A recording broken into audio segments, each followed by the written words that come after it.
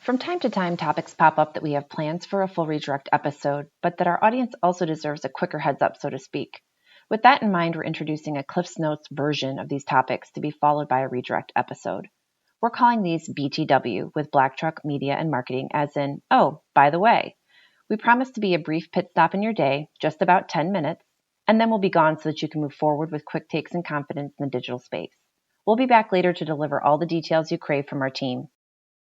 Welcome to BTW with BTM. I'm Jason Dodge, founder and CEO of BlackTruck Media and Marketing, and in this episode, we're going to discuss the latest update that's pending from Google.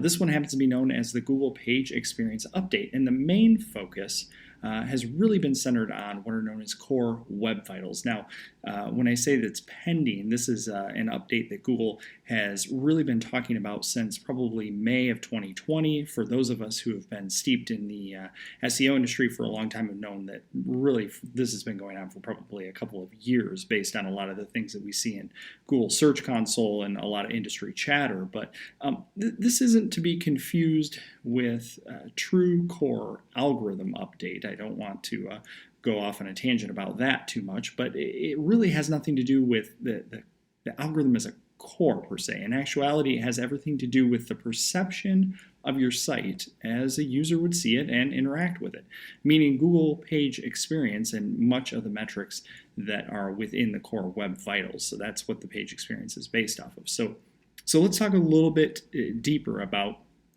what are the page experience criteria. Oddly enough, the metrics being used are aimed at understanding how someone might view the pages of your site.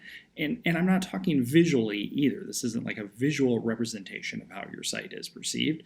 Considerations are given to the performance elements. So these are items such as page speed. Does it load quickly? Is it mobile friendly and is it secure?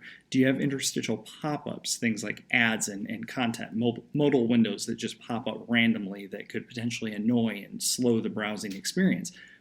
If any of these these elements sound vaguely familiar, it is because, as I mentioned before, these are things that we've been talking about, probably certainly mobile friendliness we've been talking about for years now. Is it secure is something that's been around for years now. And the interstitial pop-up, that goes back to Mobilegeddon and the mobile friendliness side of it. These elements are, quite frankly, should be table stakes at this point in time for any new website being developed, and certainly anything that is being reviewed and revised from an SEO's perspective. So let's kind of give a little bit of an overview of what the major elements are with core web vitals. So what are major elements of core web vitals?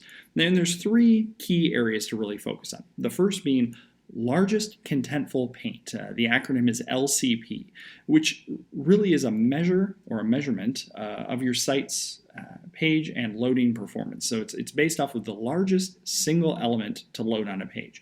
Now, that might be something such as a large hero image, sliders that are going back and forth on a home page, or perhaps your background, right? It's a measurement of the largest single element that has to load on a page. LCP, largest contentful paint. Next up, first input delay, FID is the acronym, which happens to be a measurement of the user's interactivity with your site. So this is an interaction element, so how they interact with the page. Meaning when someone selects or clicks on an element within the page, maybe like a button, a link click, something like that, where they are anticipating an action, it's the measurement of how long it takes for something to actually happen. Now, the problem or the flaw with this is you have to keep in mind that there's no lab equivalent of this test. It's based solely off of user-generated data here. So you and I, as practitioners in the field and as digital marketers, cannot recreate this. The third one is cumulative layout shift, CLS is the acronym there. And that's a measurement of how visually stable the page is. What that means is that when a user interacts with the page, so they take a particular action I mentioned before, you click on a button, how much of the components and the elements within that page move around visually? Do certain elements completely move out of proportion or to another place that's completely unexpected to the user? That can kind of throw off that experience and sometimes confuse it or frustrate a user. So these are the first and major, these three that Google has stated they'll be focusing on. And it's talked about heavily in the industry, and we'll link in our show notes here to a number of different resources if you want to go and learn more about those on your own. But it's known that these will kind of have a slow rollout over the summer. So again, this update has been pushed back to June 2021 as we know it now. And the idea here is, when I say slow rollout, it's that they're going to take much of the summer, right? The search engines and the machines are going to take much of the summer to kind of learn and see how these changes are going to impact the web, how they're going to impact rankings, and that could potentially pave the way for future changes to come. So again, the three areas you want to focus on: largest contentful paint, LCP, first input delay, FID, and then cumulative layout shift. A lot of different elements can go into that, to probably primary areas that you could still focus on if you're looking to make some changes and kind of maybe have some quick wins on your site to be prepared for this. Look for things that can easily be updated. Odds are you have some images that need to be compressed because they're massive in size. And I'm not talking dimensionally, ratio either. We're talking physical file size, or you're using outdated formats. PNGs, reminder, are much larger than a JPEG. Then you might also have different pieces of code or render blocking JavaScript, so scripts and codes that happen to be in a page that you're waiting constantly to load over time that can hold back a browser and hold back a user. The other thing at the end of the day to remember with this update that is going to come is that it's not based off of a machine necessarily, right? These are actual pieces of information that are coming from what is known as CRUX, or Chrome User Experience data. So these are individuals on the Chrome browser who happen to be interacting with your site. Chrome as a browser is used by 60-65% of web users, so it's heavily used across the World Wide Web, and heavily used across many different devices. So Google has the information here to really understand not just what it is that the user is kind of seeking, right, at the core of search, but really how it makes that person feel about a site. And this is something we've known about for years because they're tracking that usability and the actual user interactions. So keep tabs on what's going to happen here with Google Page Experience Update. I'm sure we'll share more in the coming weeks and coming months, but definitely start running some tests. Some of this information, the core web vitals, are available to you now in Google Search Console, so you can see that there. There's some great tools out there.